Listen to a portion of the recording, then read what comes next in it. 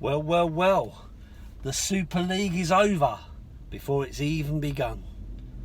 And poor old Tottenham say, oh, we totally misjudged the mood.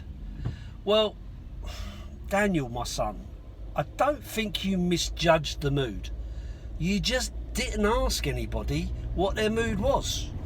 In fact, you made no mention of the European Super League when you asked me to pay £1,000 for my season ticket, which I happily did.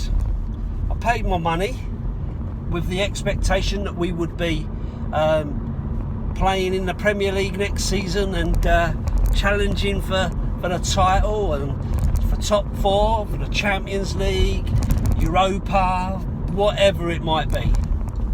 But actually, while I was thinking all that, you were selling me something under false pretenses, because you actually wanted to create something totally different that would potentially end up with us not going into any kind of competition, not having to fight for our place to be at the top table, and actually just being in it and pocketing a lot of extra money for you.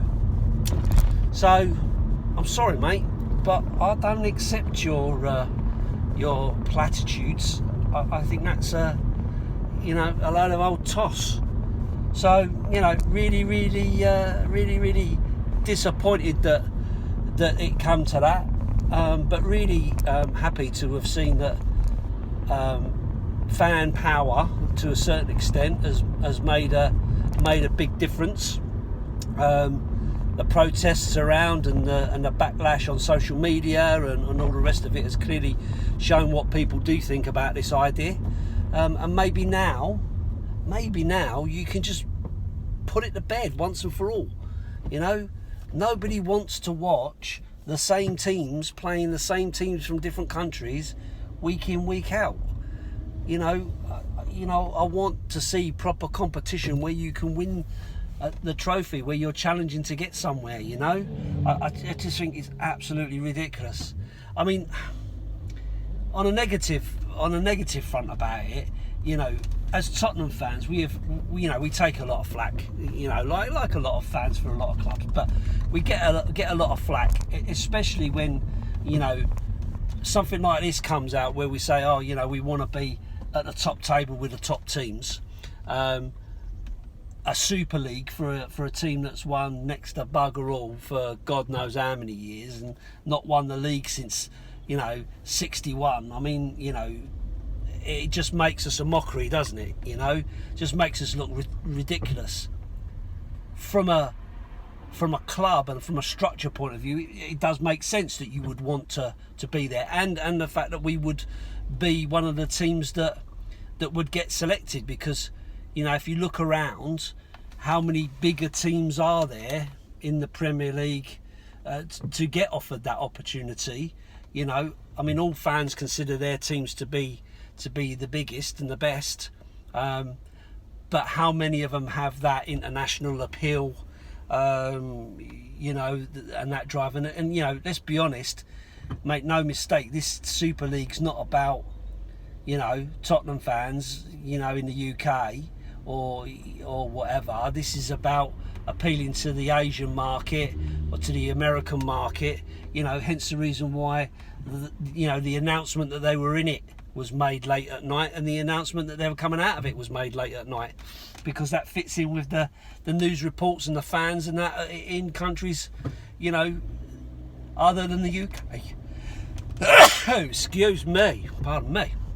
So it's no surprise that Tottenham are in there when you consider we've got one of the most famous South Korean Asian players around who does make our brand particularly strong in that market.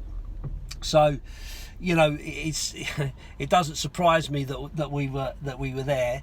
I think it makes a mockery of it to a certain extent when you consider we can't get anywhere at this moment in time and haven't done anything of significance for so many years. A lot of Tottenham fans won't even remember it, So but it's just difficult as a fan to keep taking that taking that crap from others, you know.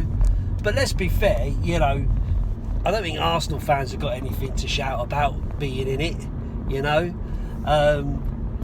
Man United for me, yeah, okay. Liverpool for me, yeah, okay. Rich history, won the competitions lots of time, very successful. Chelsea and Man City, you know, essentially all you've done is buy your position through the previous Super League, as in Premier League start-up. Because if it wasn't for the Premier League and the Premier League money and all the rest of it, you know, the guys like Abramovich and Monsieur wouldn't be putting their money into teams like Man City and Chelsea, you know.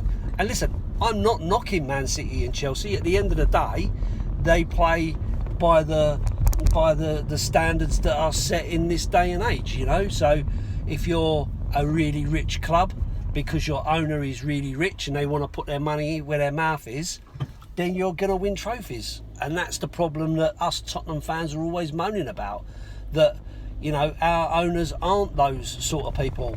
You know, they are very, very rich, very, very rich, and are able to do this sort of stuff.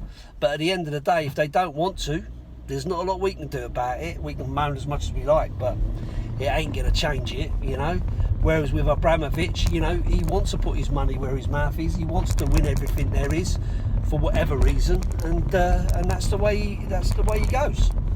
So, you know, but again, you know, Chelsea and Man City being in this competition with their, you know, only having recent history, if you want to put it that way, you know, makes it a bit of a mockery, you know. But, you know, you've got to appeal to the market, and those clubs are big clubs currently with a big fan base across the world because of their recent success.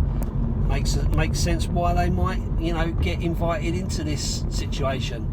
So, you know, when you understand that, you know, Barcelona and Real Madrid were always going to be the sorts of clubs that would be in there, and the Milan clubs and stuff like that, you know, but none of them are going through a particularly great time, you know, and arguably, you know, the Spanish and Italian leagues are not what they were. So, you know, so anyway, at least it's over. Let's wait and see. Hopefully it'll put it to bed forever and we don't have to listen to this crap again. And certainly if it comes back again, Daniel Levy, keep out of it. Until you start winning trophies, mate, you need to keep your head right down, because it's just not what we want. Up the Spurs.